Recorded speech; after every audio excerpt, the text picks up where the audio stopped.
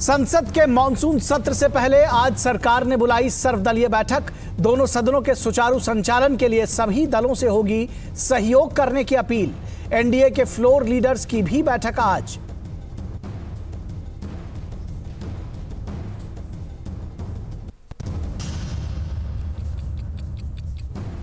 जोर शोर से नए नामकरण के तुरंत बाद ही विपक्षी एकता में तनाव की सुगबुगाहट।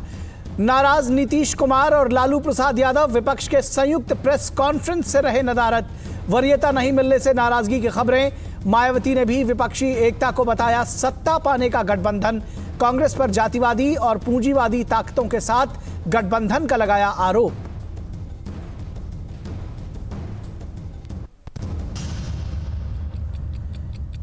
बेंगलुरु शहर में बम धमाकों की योजना बना रहे 5 संदिग्ध आतंकवादी गिरफ्तार। बिहार के मोतिहारी में भी पकड़ा गया पीएफआई का मास्टर ट्रेनर याकूब।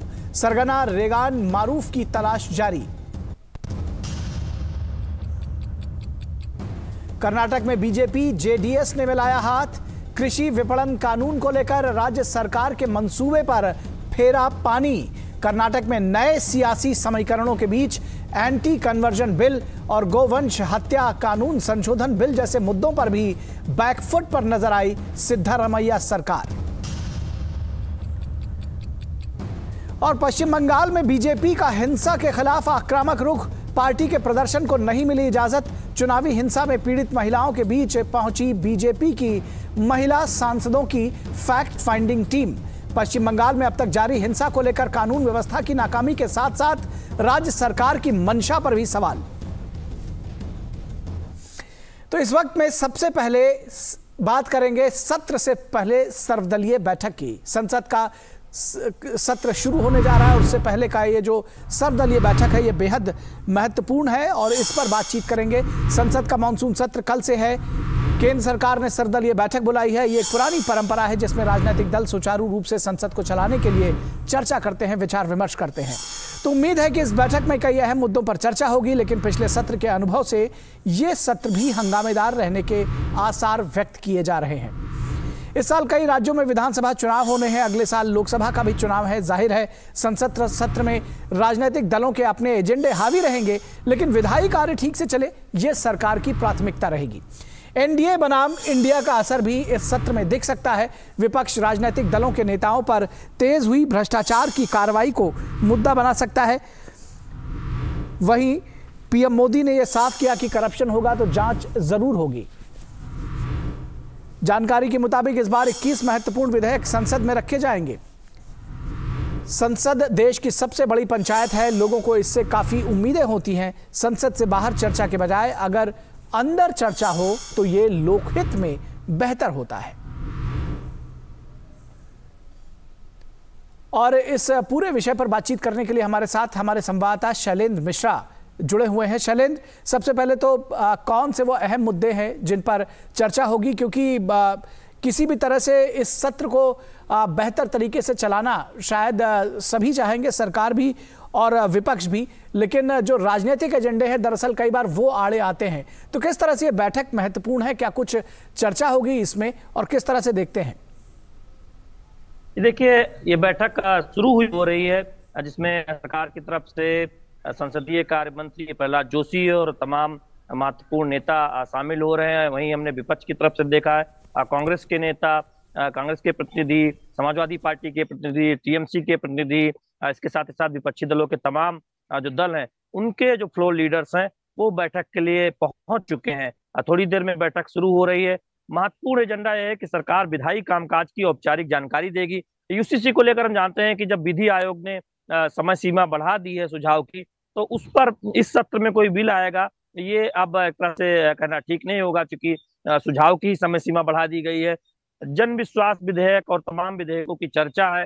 कैबिनेट ने पिछले हफ्ते एक अहम विधेयक को मंजूरी दी है, तो निश्चित तौर पर विधायी कामकाज तेजी से हो इसकी तैयारी सरकार ने पिछले 2 कैबिनेट बैठक से उसमें संकेत मिले हैं कि अहम विधेयकों पर सरकार संसद सत्र के दौरान आगे बढ़ेगी। विपक्षी दल आज जिन मुद्दों को उठाना चाहेंगे सदन में सत्र के दौरान उसकी औपचारिक तौर पर जानकारी देंगे। हमने देखा था कि पिछले सत्र में एक गतिरोध देखने को मिला था, विपक्षी दलों पर अड़ियल रुख का आरोप भी लगा था।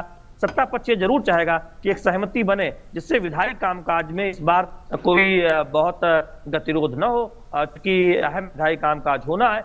वहीं विपक्षी दलों की कोशिश होगी कि सरकार को महंगाई और तमाम मुद्दों पर घेरने की कोशिश की जाए और चर्चा की जाए ऐसे विषयों पर। अब सरकार क्या कहती है, क्या रुख रहता है, ये देखने वाली बात होगी, क्योंकि हमने कई बार देखा है सत्रों के दौरान कि सरकारें कहती है कि नियमों के मुताबिक किसी भी मुद्दे पर जो विपक्ष उठाना चाहता है सरकार को कोई दिक्कत नहीं है चर्चा को लेकर। और हमने देखा है कई बार नियमों को लेकर तकरार रहती है और एक सहमति नहीं बन पाती है, जिसकी वजह से सदन में टकराव देखने को मिलता है और कामकाज बाधित होता है। तो क्या उसको लेकर कोई सहमति बनेगी?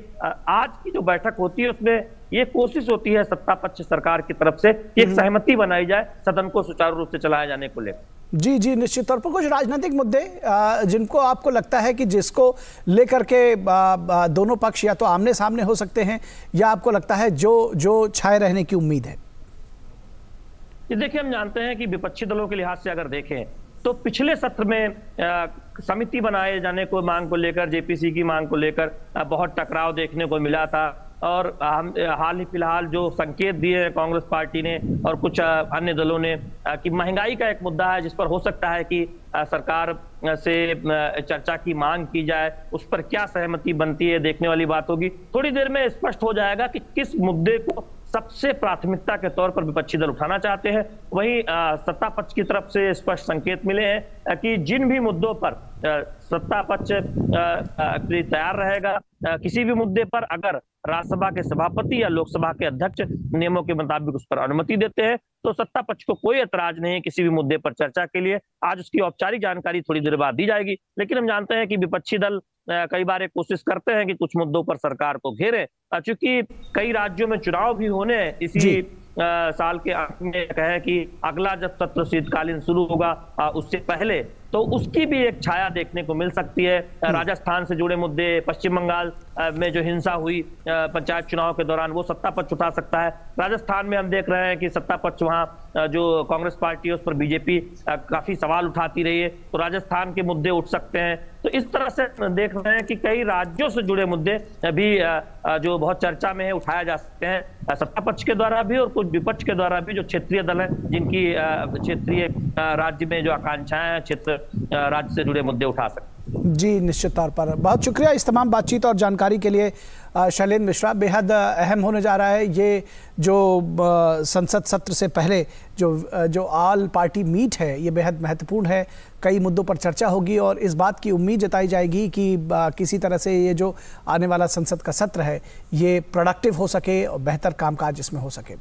और रुकेंगे एक छोटे से ब्रेक के लिए, और ब्रेक के बाद जब वापस लौटेंगे तो बात करेंगे एनडीए बनाम इंडिया पर बहस जारी है। भाई तो मान ही नहीं रही हो।